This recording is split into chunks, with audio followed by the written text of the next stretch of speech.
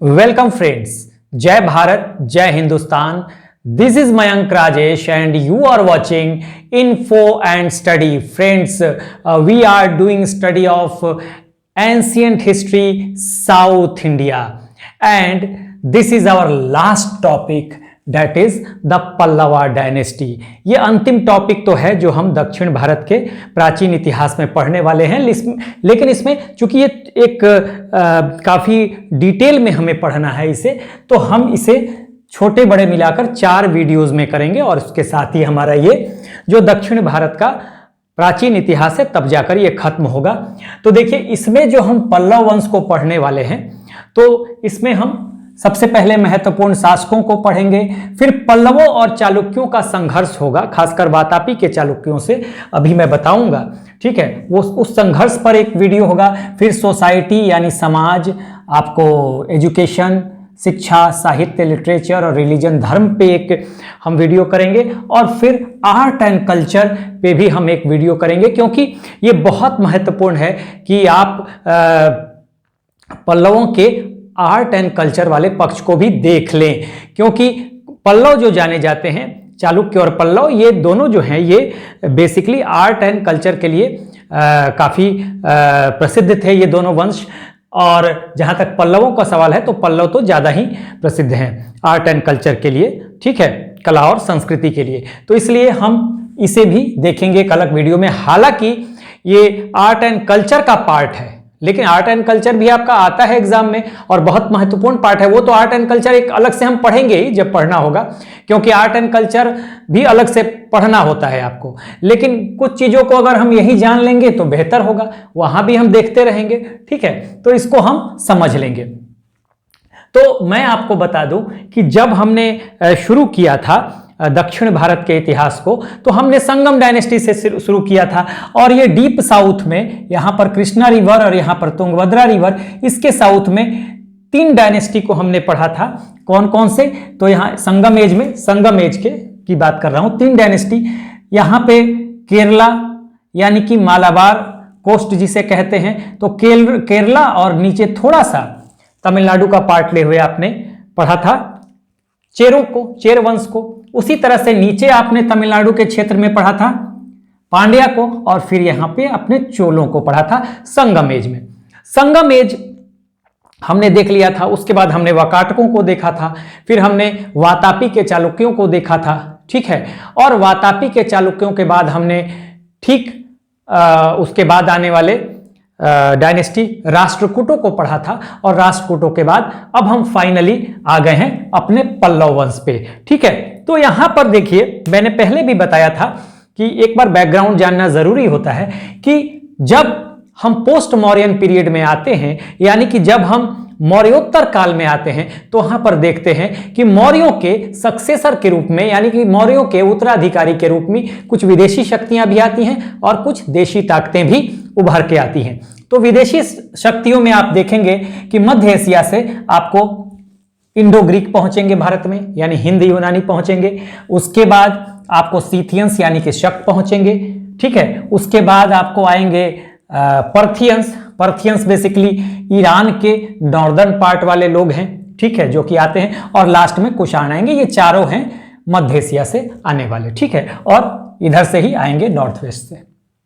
ये तो विदेशी शक्तियां थी, लेकिन देशी शक्तियों के रूप में हमने देखा था कि सबसे पहले अंतिम मौर्य शासक बृहदत्त की हत्या करेगा, उसी का कमांडर इन चीफ यानी सेनापति पुष्यमित्र शुंग, और नॉर्थ और सेंट्रल इंडिया में वो शुंग डायनेस्टी की शुरुआत कर देता है यहां पर, ठीक है। जब शुंग डायनेस्टी खत्म होगा तो यहीं पे आ जाएंगे कण्व डायनेस्टी, ठीक है। उसके बाद जब कण्व डायनेस्टी खत्म होगा तो आप देखेंगे कि साउथ इंडिया में महाराष्ट्र वाले क्षेत्र में आप देखेंगे कि आ जाएंगे कौन, यहीं पे महाराष्ट्र वाले क्षेत्र में, मैं दूसरे कलर से बना देता हूं, ब्लैक से ही बना देता हूं यहां पर। तो महाराष्ट्र वाले क्षेत्र में आ जाएंगे कौन, यहां पे आ जाएंगे महाराष्ट्र वाले क्षेत्र में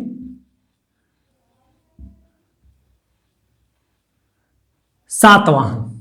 तो सातवाहन आते हैं, यहां पर सातवाहन आ जाते हैं, ठीक है। यहां पे आ जाते हैं सातवाहन, एस लिख रहा हूं मैं, सातवाहन।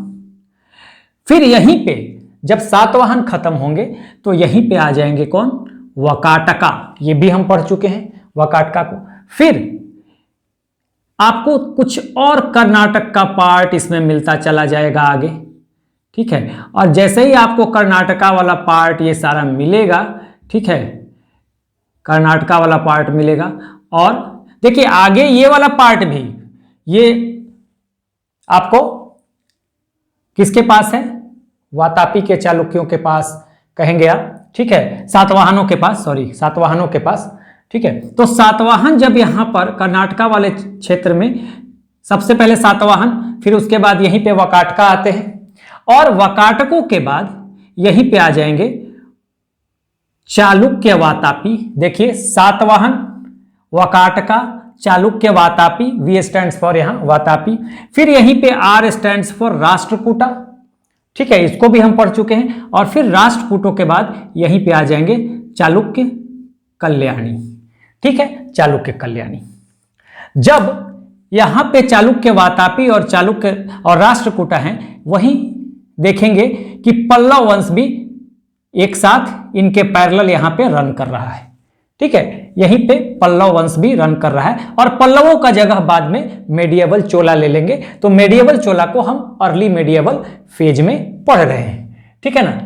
देखिए आपको समय जानने की जरूरत नहीं है, ठीक है ना, समय जानने की जरूरत नहीं है इसमें। बेसिकली ये जो है ये एक तरह से देखेंगे तो अर्ली मेडाइवल पीरियड में ये इन कर जाते हैं पल्लव वंश, और ये एंशिएंट पीरियड में भी हैं। तो अगर ओवरऑल दक्षिण भारत के हिसाब से देखें तो एंशिएंट पीरियड की कहानी है ये सारी, लेकिन ओवरऑल अगर भारत के लिहाज से देखें तो ये कहानी एंशिएंट पीरियड में भी चलती है, और ये कहानी फिर इन करती है अर्ली मेडिएवल फेज में भी, यानी पूर्व मध्यकाल में भी। इसलिए मैंने ये बताया था कि वातापी के चालुक्य वातापी हों, या आपको राष्ट्रकूटा हों, और या चालुक्य कल्याणी हों, या पल्लव हों, चोल हों, सब ये अर्ली मेडिएवल फेज में भी आएंगे। तो अगर आपने एंशिएंट पीरियड में इन लोगों को पढ़ लिया, एंशिएंट हिस्ट्री में, तो इन लोगों को फिर हमें अर्ली मेडिएवल फेज में नहीं पढ़ना। तो यहीं पे हम पल्लव को पढ़ के खत्म करेंगे, और यहीं पे पल्लवों का जगह लेंगे कौन, चोल, मेडाइवल चोला। एक चोला हमने पढ़ा था संगम एज में, लेकिन फिर वो चोल खत्म हो जाएंगे और अर्ली मेडाइवल फेज में फिर चोल उभर कर आएंगे, यही पल्लवों का जगह लेंगे। तो वो हम पढ़ने वाले हैं अर्ली मेडाइवल फेज में, यानी पूर्व मध्यकाल में, जहां हम मध्य भारत को पढ़ रहे हैं, मेडाइवल हिस्ट्री को पढ़ रहे हैं, तो वहां पर, ठीक है।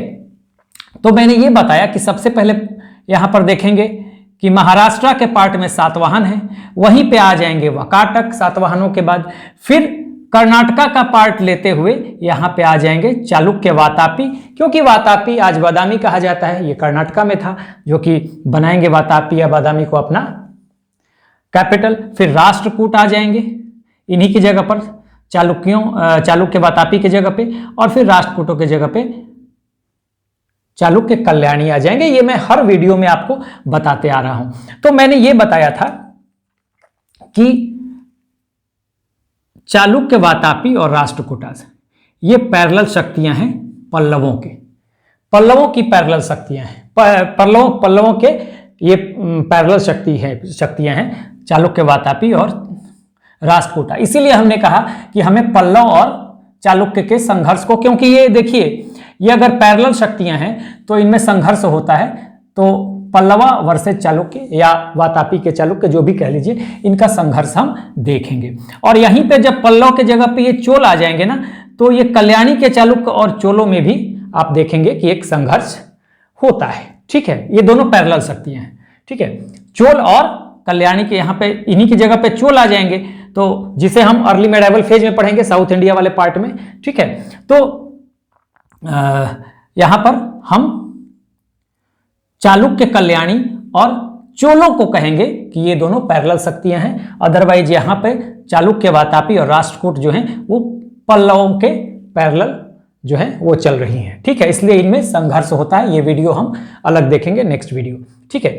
अब देखिए समझने वाली बात यह है कि जब यहां पे आप देखेंगे कि सातवाहन जब है, ठीक है, तो सातवाहनों के कहते हैं ऑन द रूइंस ऑफ सतावाहना या सातवाहन आपको वकाटका आते हैं, ठीक है ना। तो सातवाहन एक बड़े भूभाग को लिए हुए हैं। देखिए एक बड़े भूभाग को, ये सारा पार्ट जो है ना, बड़ा भूभाग जो है सातवाहनों का, ये सारा बड़ा भूभाग है। तो उसी में क्या होता है कि जो ईस्टर्न पार्ट है, ईस्टर्न पार्ट, तो ईस्टर्न पार्ट पे आप देखेंगे कि सातवाहनों के खत्म होने के बाद इसके ईस्टर्न पार्ट पे, ठीक है ना, ये चालुक्य आ जाते हैं, पल्लव आ जाते हैं ईस्टर्न पार्ट पे, ठीक है ना। सातवाहनों के ऑन द रूइंस ऑफ, मैं पल्लव कह रहा हूं, यहां पे आ जाते हैं इक्ष्वाकु, इक्ष्वाकु, पहले इक्ष्वाकु आएंगे और उसके बाद आएंगे कौन, पल्लव आएंगे। तो देखिए मैंने एक सीक्वेंस भी डाला हुआ है, एस स्टैंड्स फॉर सातवाहन, जैसे ही सातवाहन खत्म होंगे एस स्टैंड्स फॉर सातवाहन, ध्यान दीजिएगा, इससे आपको सीक्वेंस याद हो जाएगा।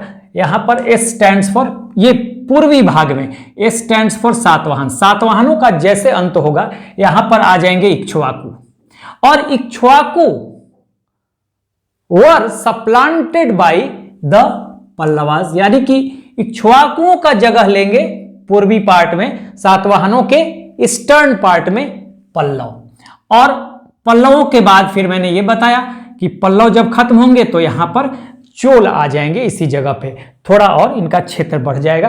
तो ध्यान दीजिएगा कि सातवाहनों के अंत पर, ठीक है, सबसे पहले इस क्षेत्र में देखेंगे, सबसे पहले महाराष्ट्र वाले सातवाहन कहां पे है, महाराष्ट्र वाले क्षेत्र में है, उसी महाराष्ट्र वाले क्षेत्र में वकाटक आएंगे, फिर कर्नाटका का क्षेत्र ले हुए यहीं पे आ जाएंगे कौन, चालुक्य वातापी, फिर वहीं पे राष्ट्रकूटास, और फिर वहीं पे चालुक्य कल्याणी, इधर वेस्टर्न पार्ट में। लेकिन ईस्टर्न पार्ट में क्या होगा, सातवाहन, और सातवाहनों के रूइंस पे, यानी उनके खंडहर पे, उनके अंत पे आते हैं इक्ष्वाकु, और इक्ष्वाकुओं के बाद आएंगे कौन, पल्लव, और पल्लव के बाद आ जाएंगे चोला यहीं पे। तो ये ध्यान रखिएगा, ये आपको सीक्वेंस याद रखना चाहिए, ये भी याद रहना चाहिए। ये जो पल्लव हैं ये ईस्टर्न पार्ट में है, सातवाहनों के बाद ध्यान रखिएगा, सातवाहनों के रूइंस पे, उनके अंत पे, उनके पूर्वी भाग पे किसका अधिकार होता है, पहले सातवाहन जहां पे है वहां पे इक्ष्वाकु, आई स्टैंड्स फॉर इक्ष्वाकु, ठीक है। उसके बाद इक्ष्वाकुओं का जगह लेते हैं पल्लव, ठीक है, और पल्लवों का जगह ले लेंगे चोला, यहां पर सी स्टैंड्स फॉर चोला, ध्यान रखिए, गे स्टैंड्स फॉर सातवाहन या सतावाहन, आई इक्ष्वाकु, पी पल्लवा, और सी चोला इसी जगह पे, ठीक है। मेरे ख्याल से आप समझ गए। तो अब देखिए ये जो पल्लव हैं, बिल्कुल याद रखिएगा सीक्वेंस, मैं हर वीडियो में बताते आता हूं। अब ये जो पल्लव हैं, ठीक है, तो पल्लव, हम आज जो हमारा वीडियो है वो जनरल इंफॉर्मेशन और रूलर्स पे ही बेसिकली हमारा वीडियो होने वाला है, ठीक है। बाकी ये हमने बता दिया कि चालुक्य वातापी और राष्ट्रकूट पल्लवों के पैरेलल चल रहे हैं, तो वहीं पे हम लोग अगले वीडियो में पल्लव और चालुक्यों का संघर्ष भी देखेंगे। वैसे हम लोगों ने वातापी के चालुक्यों को पढ़ लिया है, लेकिन उनके संघर्ष को हमने नहीं देखा, हालांकि कहीं कहीं चर्चा हुई है, लेकिन एक सीक्वेंस में हम देख लेंगे तो बेहतर रहेगा, ठीक है। अब देखिए हमने ये कहा कि पल्लव है, और पल्लव वंश में अगर देखें, पल्लव डायनेस्टी में आपको नाम मिलता है सिंह वर्मन का, ठीक है, सिंह वर्मन का नाम मिलेगा। तो सिंह वर्मन के दो बेटे थे, सिंह विष्णु और भीम वर्मन, तो इन्हीं की दो शाखाएं चलेगी। वैसे संस्थापक अगर हम देखें तो हम कहते हैं कि सिंह वर्मन संस्थापक थे, ठीक है, सिंह वर्मन संस्थापक थे, ये फाउंडर है। अगर हम देखें तो हम इनको फाउंडर कह सकते हैं, ठीक है, ये फाउंडर है।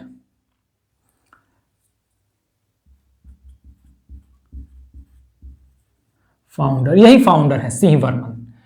लेकिन कई किताबों में आपको रियल फाउंडर के रूप में देता है सिंह विष्णु का नाम, जो कि यहां पे मैंने दिया हुआ है, क्योंकि इसी समय से पल्लव वंश को एक आधार मिलना शुरू होता है। क्योंकि सिंह वर्मन ये लोग इंडिपेंडेंट रूलर नहीं थे, यहां से इंडिपेंडेंसी शुरू होती है, जरूर संस्थापक होंगे हाँ, लेकिन सिंह विष्णु के समय से ये इंडिपेंडेंट होते हैं। वैसे तो सिंह वर्मन के पहले से भी करीब 200 300 400 साल पहले से ही जो पल्लव वंश था, लेकिन ये इंडिपेंडेंट नहीं थे, कहीं कहीं सामंत थे ये लोग, ठीक है ना। इनके पहले का एक नाम आता है विष्णु गोप का या गोप विष्णु का, जो भी नाम है तो वो आता है, बस जानने के लिए आपको बता रहा हूं, आपके लिए जरूरी नहीं है। तो फाउंडर यानी संस्थापक तो ये दे रहा है। अब यहां पर तो सिंह विष्णु जो है, सिंह वर्मन के दो बेटे सिंह विष्णु और भीम वर्मन फाउंडर हैं सिंह वर्मन। लेकिन आप देखिए दो वंश चलेगा, दो शाखाएं चलेगी, वंश का मतलब कि दोनों भाइयों की शाखाएं चलेगी। तो सिंह विष्णु जो है इनको रियल फाउंडर माना जाता है, वास्तविक संस्थापक। लेकिन अगर आपके ऑप्शन में ये होगा ही नहीं सिंह वर्मन, जनरली नहीं होता, उस स्थिति में अगर संस्थापक भी दिया रहेगा तो आप सिंह विष्णु ही कहेंगे। क्यों? क्योंकि होता क्या है कि इसी समय से ये इंडिपेंडेंट होकर शासन करना शुरू करते हैं, ठीक है ना, स्वतंत्र होके, एक स्वतंत्र शासक के रूप में। उसके पहले ये लोग सामंत हुआ करते थे सातवाहनों के, ऐसा कहा जाता है। तो आपको ध्यान देना है कि वैसे तो फाउंडर सिंह वर्मन है, लेकिन कई किताबों में फाउंडर आपको सिंह विष्णु भी दे देगा, ठीक है। तो रियल फाउंडर सिंह विष्णु और फाउंडर कौन है?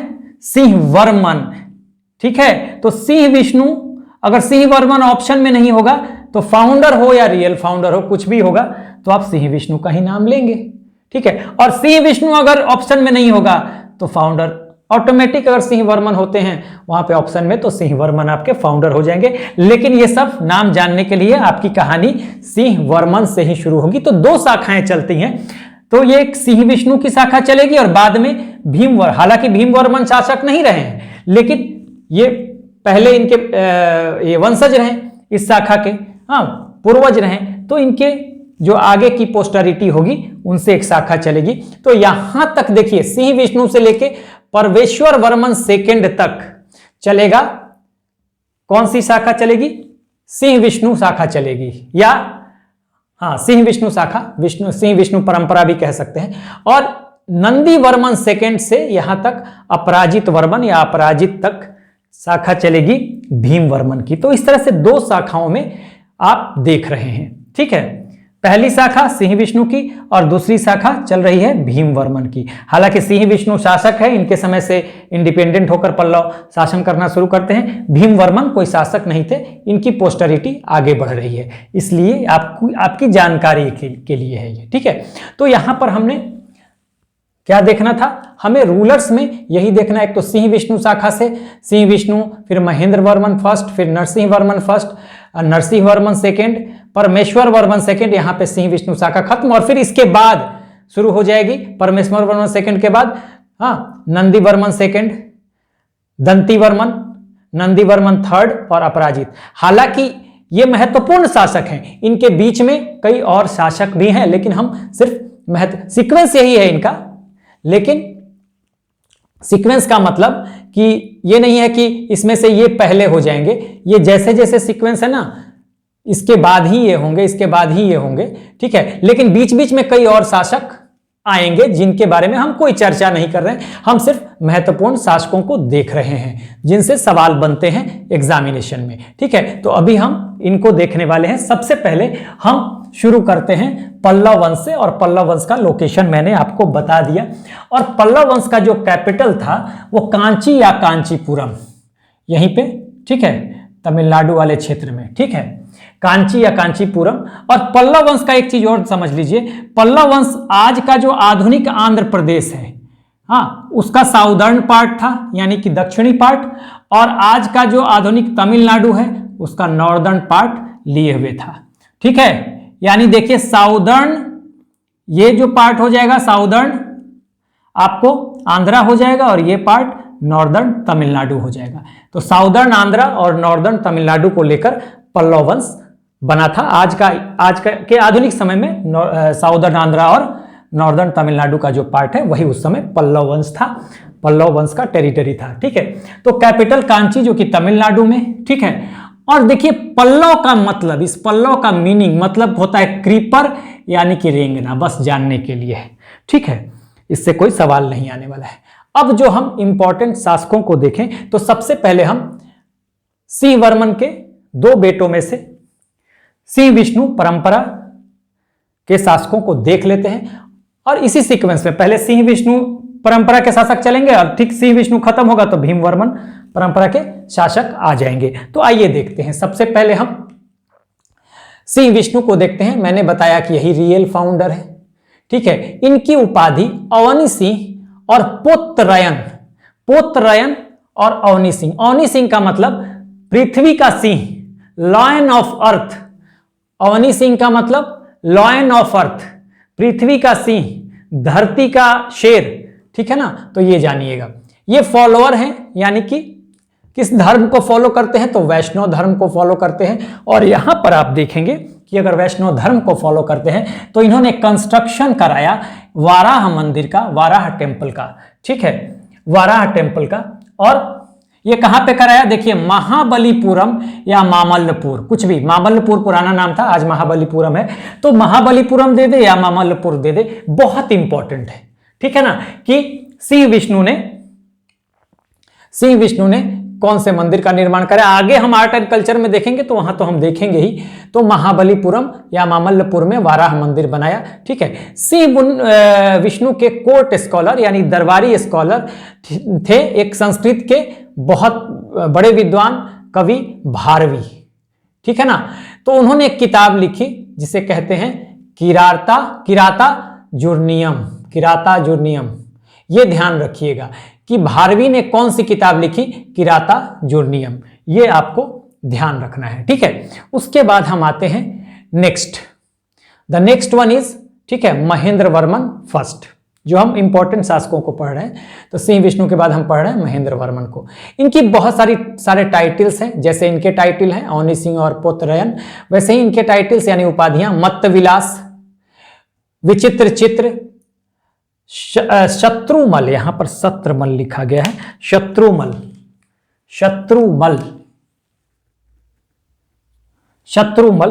ठीक है, ये शत्रुमल, गुण भर, चित्तोकारी, चित्रकार पुत्ती। ठीक है ना, तो ये आपको ध्यान रखना है। ठीक है, उसके बाद यहां पर देखिए ये जैन थे शुरुआती दौर में जैन हैं और बाद में क्या हो जाते हैं, शैव हो जाते हैं। ध्यान रखिएगा, महेंद्र वर्मन फर्स्ट शुरुआती दौर में जैन हैं और शैव हो जाते हैं बाद में, अप्पर नामक एक शैव संत के प्रभाव से। ये किसके प्रभाव में शैव होते हैं, अप्पर नामक एक सैंट हैं या साधु हैं, हाँ, उनके प्रभाव में ये शैव हो जाएंगे या शैवाइट हो जाएंगे। ठीक है, ये हो गया। उसके बाद महेंद्र वर्मन फर्स्ट के बारे में इनके कंटेम्पररी या समकालिक हर्षवर्धन है। ठीक है, समकालिक हर्षवर्धन है। अब देखिए आपको ऐसे भी ध्यान रखना पड़ेगा, क्यों हर्षवर्धन है। देखिए इन्हीं के समय पल्लव वर्सेज चालुक्य शुरुआत होगी।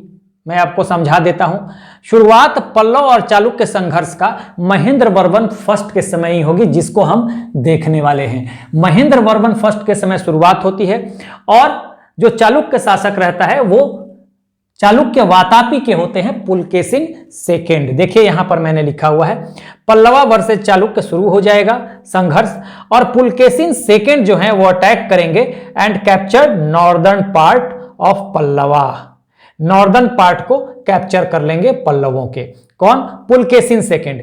यानी पुलकेशिन सेकेंड और महेंद्र वर्मन दोनों के समकालिक हर्षवर्धन या हर्षवर्धन के समकालिक ये दोनों महेंद्र वर्मन फर्स्ट या पुलकेशिन सेकेंड। और ऐसे भी आपको जानना चाहिए पुलकेशिन सेकेंड ने ही हर्षवर्धन जो कि नॉर्थ इंडिया में थे, ठीक है, एंशिएंट हिस्ट्री में हमने पढ़ा है, सबसे पोस्ट गुप्ता पीरियड में सबसे अंतिम महत्वपूर्ण शासक हर्षवर्धन को।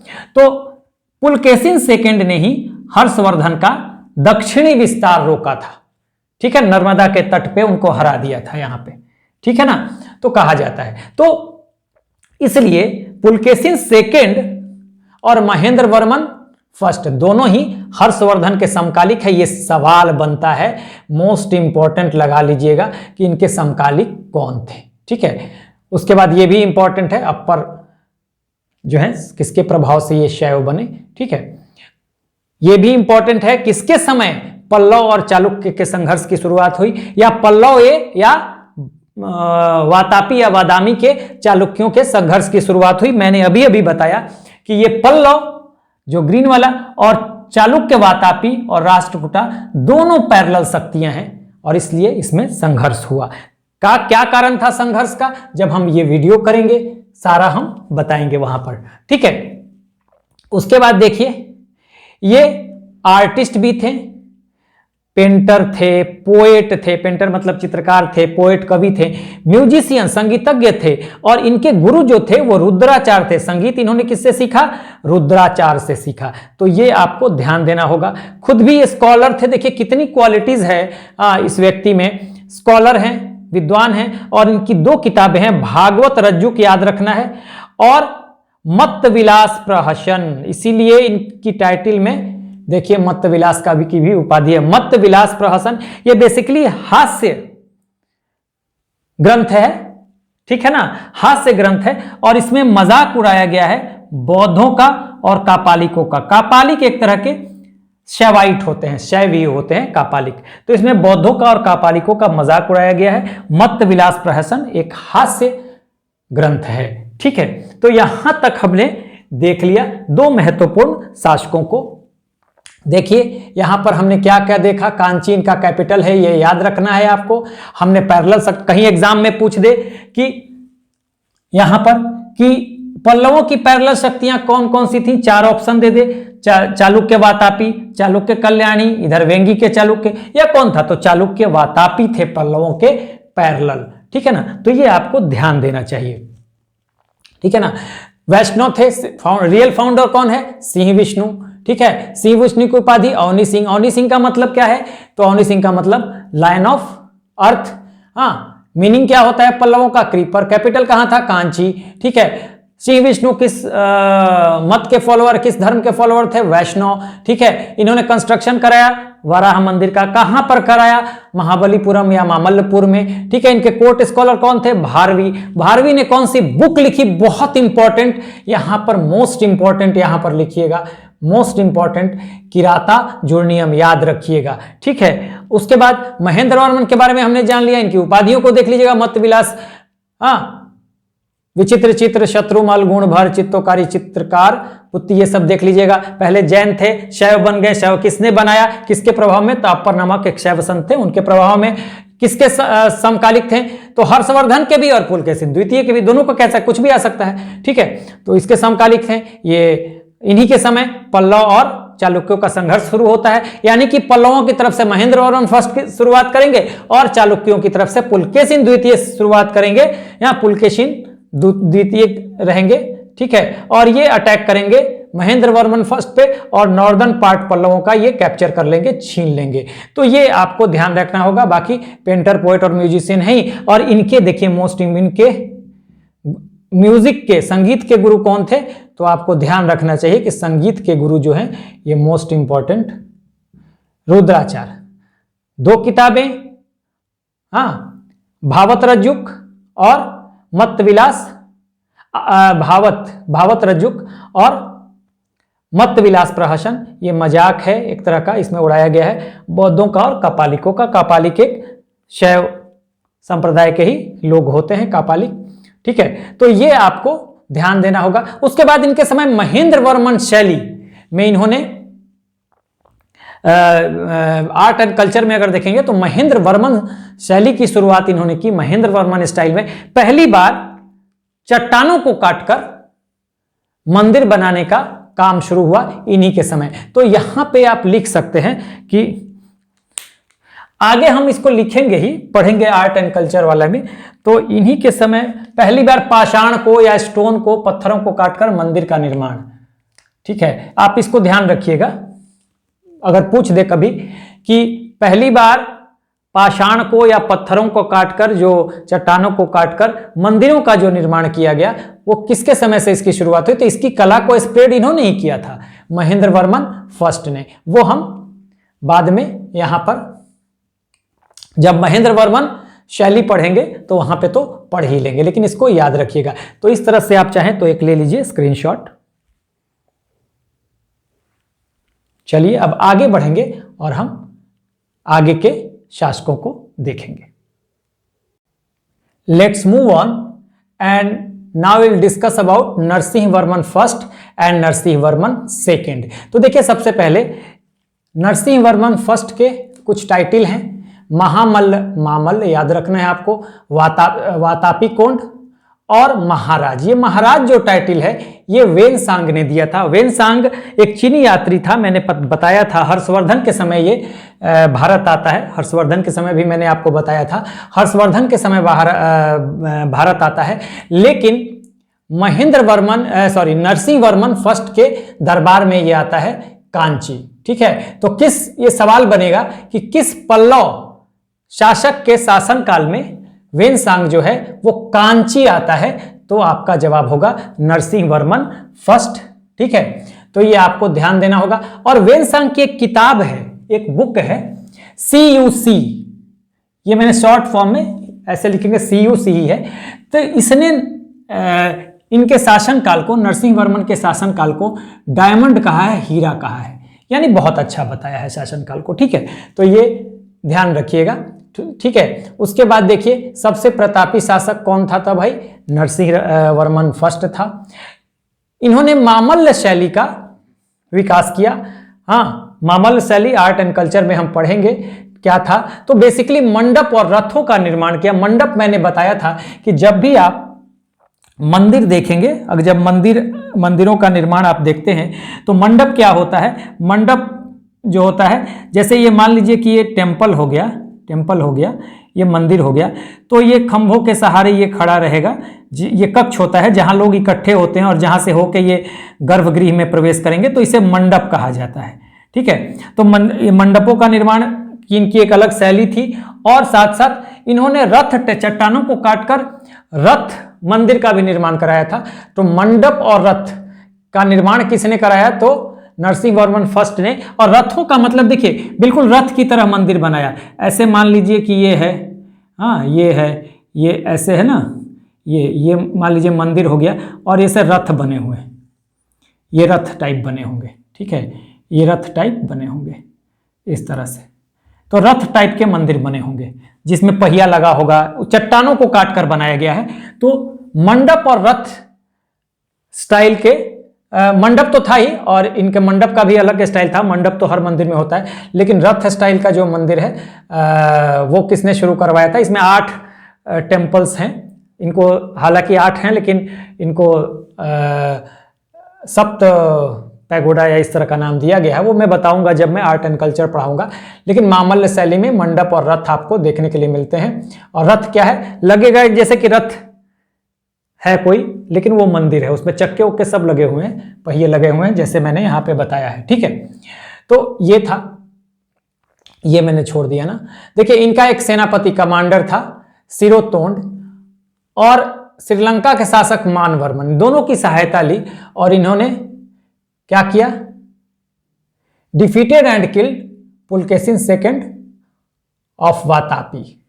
वातापी के पुलकेशिन सेकंड को हराया और इन्होंने उसी समय ये टाइटल यानी कि उपाधि ली वातापी कोंड। वातापी कोंड का मतलब क्या होता है? वातापी को जीतने वाला, वातापी कोंड यहां पे भी लिखा हुआ है। तो ये इसी समय वातापी कोंड की उपाधि ली थी जब इन्होंने पुलकेशिन सेकंड, यानी कि पुलकेशिन सेकंड वातापी, चालुक्य वातापी का शासक था। यही पुलकेशिन सेकंड था जिसने हर्षवर्धन का दक्षिणी विस्तार रोक दिया था, नर्मदा के तट पे हराया था हर्षवर्धन को। दक्षिण में हर्षवर्धन को विस्तार नहीं करने दिया था पुलकेशिन द्वितीय या पुलकेशिन सेकंड ने। ठीक है, तो ये इसने जब हरा दिया पुलकेशिन सेकंड को या पुलकेशिन द्वितीय को, पुलकेशिन द्वितीय वातापी के चालुक्यों के शासक थे। ठीक है, तो उसी समय इन्होंने वातापी कोंड की उपाधि ली। और वातापी कोंड का मतलब वातापी को जीतने वाला, क्योंकि वातापी के चालुक्यों की राजधानी कहां थी? वातापी। दूसरा नाम अगर कहें तो बादामी। ठीक है, ये हो गया। एक काशाकुड़ी इंस्क्रिप्शन है। कासाकुड़ी इंस्क्रिप्शन कहें या कासाकुड़ी अभिलेख कहें, ठीक है। तो इसमें है कि मानवर्मन को इसने, और प्लस महावंश, कासाकुड़ी और प्लस महावंश, महावंश श्रीलंका का ही एक, प्लस महावंश भी आप लिख लीजिए यहां पर, महावंश।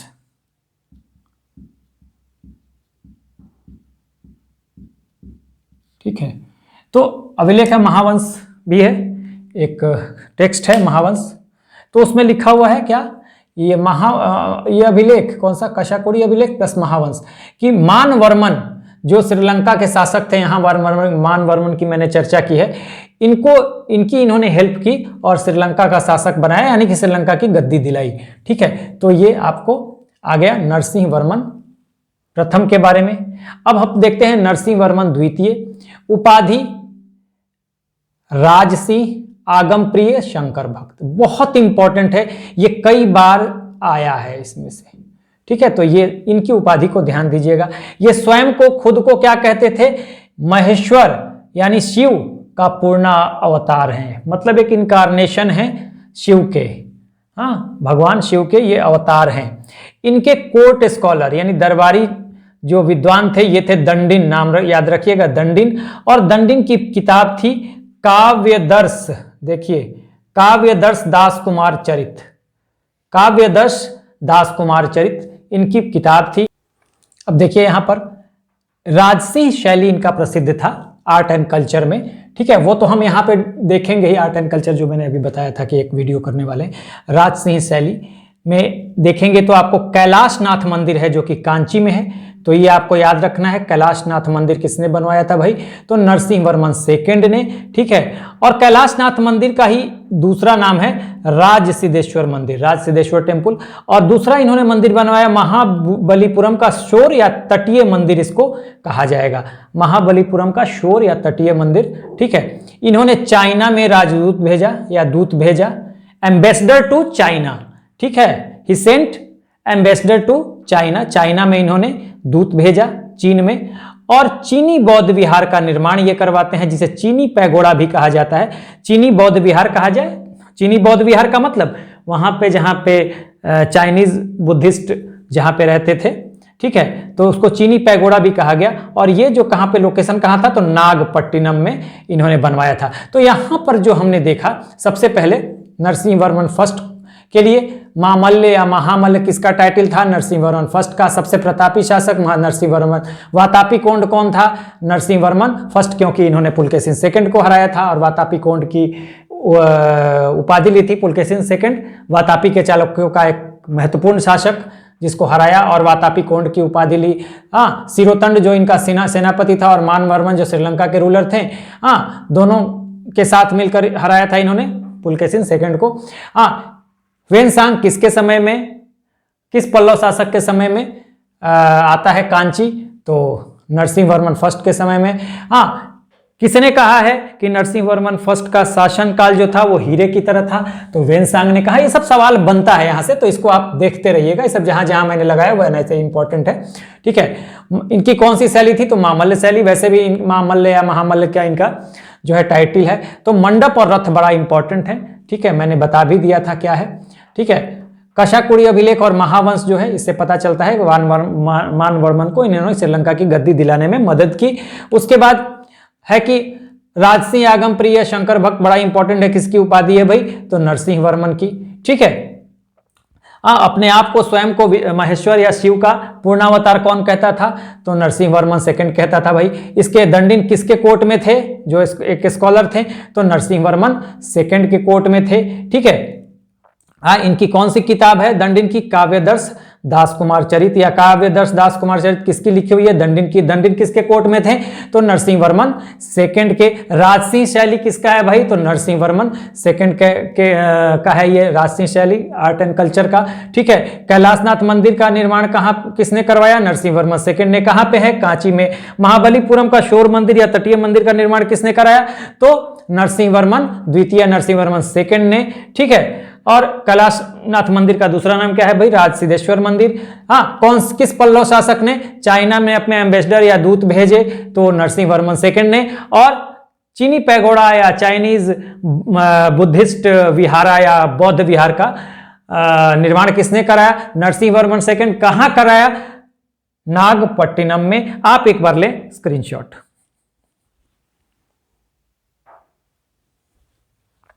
चलिए, तो आगे अगर हम देखेंगे तो परमेश्वर वर्मन सेकंड जो है, यहां पे हम देखेंगे कि सिंह विष्णु परंपरा का अंतिम शासक होगा और उसके बाद हम नंदी वर्मन से सेकंड से देखना शुरू करेंगे, जो कि होंगे किस परंपरा से? भीम वर्मन शाखा से ये होंगे या भीम वर्मन परंपरा से होंगे। तो आइए आगे बढ़ते हैं, लेट्स मूव ऑन। और अब हम देखते हैं कि देखिए हम पहुंचते हैं परमेश्वर वर्मन सेकंड, परमेश्वर वर्मन द्वितीय पर। देखिए सिंह विष्णु परंपरा या सिंह विष्णु शाखा जिसको कहते हैं, उसका last ruler of Singh Vishnu branch. और इसके बाद जो ब्रांच शुरू होगी वो शुरू होगी भीम वर्मन शाखा शुरू हो जाएगा। और यहां से अब हम भीम वर्मन शाखा को देखने वाले हैं नंदी वर्मन सेकंड से। तो यहां बस आप ये याद रखिए कि अंतिम शासक अगर पूछ लिया जाए, last ruler of Singh Vishnu branch, तो आप कहेंगे परमेश्वर वर्मन सेकंड। ठीक है, ये मत समझिएगा कि सारे रूलर्स हैं, परमेश्वर फर्स्ट भी इसके पहले आया है, लेकिन हम महत्वपूर्ण शासकों को पढ़ रहे हैं। ठीक है, अब देखिए आते हैं, अब हम भीम वर्मन शाखा की शुरुआत जब हो जाती है तो उसके महत्वपूर्ण शासक हैं नंदी वर्मन सेकेंड। ठीक है, तो ये वैष्णव है। ठीक है, तिरुमंगई एक अलवार संत हैं, हाँ उन्हीं के समय ये हैं। अब देखिए अलवार संत और नैनार, दक्षिण भारत में आप देखेंगे कि अलवार संत भी होंगे और नैनार संत भी होंगे। तो अलवार जो होते थे वो वैष्णव धर्म के फॉलोअर होते थे। ठीक है, वैष्णव धर्म को मानने वाले होते थे, जबकि नैनार जो होंगे वो नैनार शिव धर्म को, अब आप शैव धर्म को, आपको याद कैसे रहेगा नैनार और अलवार में कि कौन से वैष्णव हैं और कौन से शैव हैं? तो देखिए इसका तरीका है, आप नैनार, नयन, तीसरा नयन किसका खुलता है? शंकर जी का खुलता है। तीसरा नेत्र, तीसरा नयन शंकर जी का खुलता है। ठीक है ना, हम कहते हैं ना तीसरा नयन। तो नयन से याद रखिए नैनार जो होंगे वो शैव होंगे और अलवार तो वैष्णव हो ही जाएंगे फिर। तो ये आपके पास ट्रिक है जिससे कि आप याद रख सकते हैं। तो तिरुमंगई एक अलवार थे और अलवार का मतलब वैष्णव, इन्हीं के समकालीन थे। पूछ दिया जाए आपसे तो कौन था इनके समकालीन? नंदी वर्मन द्वितीय। अब इनका अगर नंदी वर्मन नाम है तो नंदी वर्मन शैली इनके समय फेमस रहेगा। ठीक है, जिसके नंदी वर्मन शैली में आप देखेंगे मुक्तेश्वर मंदिर जो कि कांची में इसका निर्माण कराया गया, और बैकुंठ पेरुमल मंदिर ये भी कांची में है, दोनों कांची में, और ये नंदी वर्मन शैली में है, यानी कि नंदी वर्मन सेकंड द्वारा इनका निर्माण कराया गया। तो ये पूछ देता है कई बार कि कहाँ पे है ये मंदिर, किस शैली का है, तो ये आप ध्यान रखिएगा। उसके बाद हम देखते हैं दंती वर्मन। अब दंती वर्मन बेटे हैं किसके? ये देखिए नंदी वर्मन सेकंड और रेवा। अब यहां पे आपको ध्यान देना पड़ेगा, नंदी वर्मन सेकंड, ये रेवा कौन है? आपको राष्ट्रकूट शासक जो हैं, यहां पर राष्ट्रकूट शासक जो हैं, ठीक है, चालुक्य वातापी के बाद राष्ट्रकूट आते हैं, और राष्ट्रकूटों के संस्थापक कौन थे? दंती दुर्ग।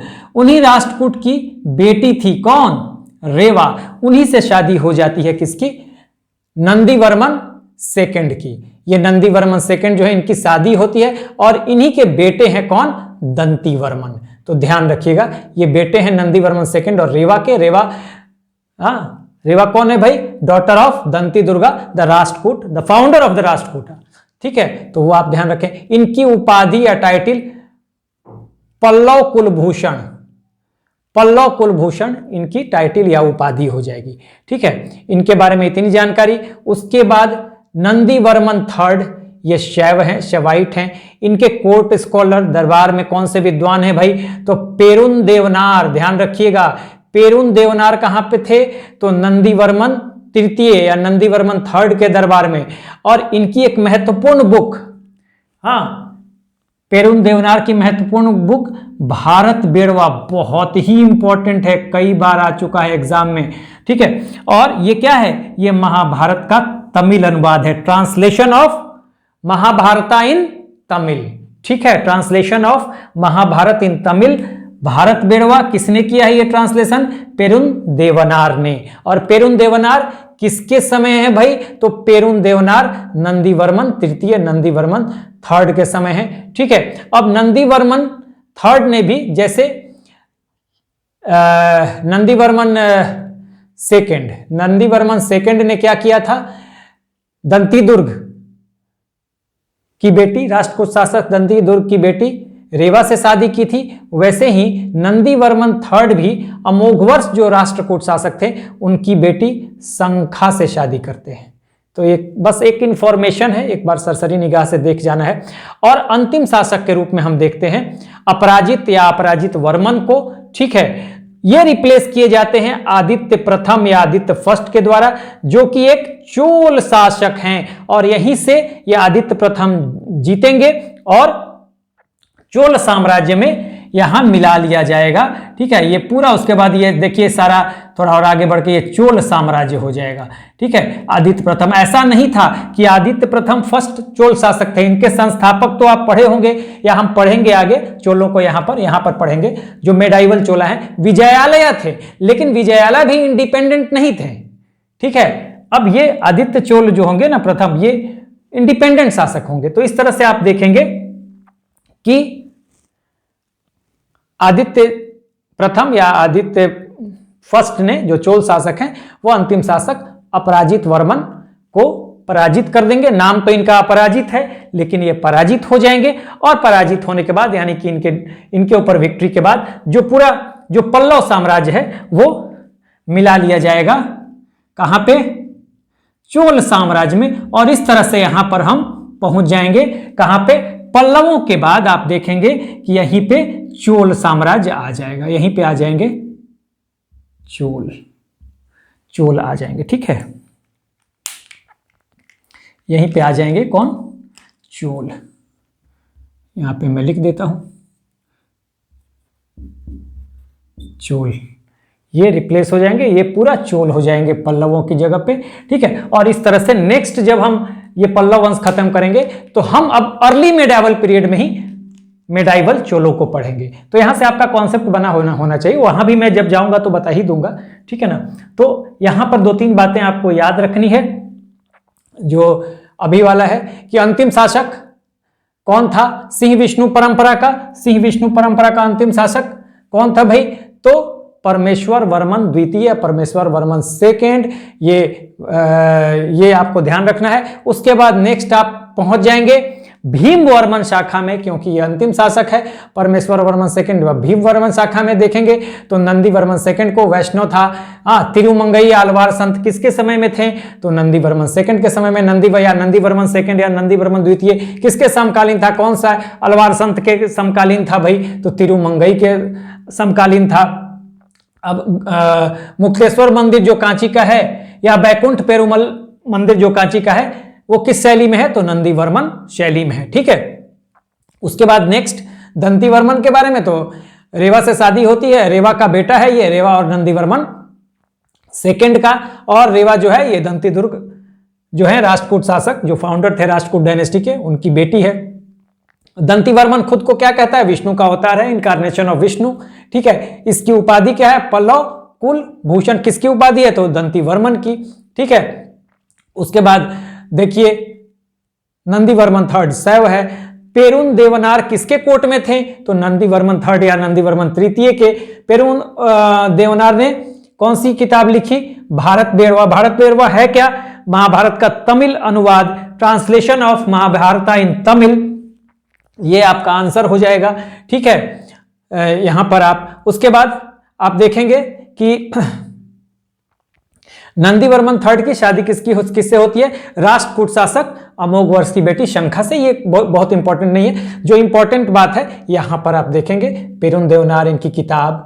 ठीक है ना, ये सब मंदिरों को किस शैली में है, तो ये सब चीजें आप ध्यान देंगे। ये तिरुमंगई जो है, ये किसके समकालीन थे? तो तिरुमंगई नंदी वर्मन सेकंड के समकालीन थे।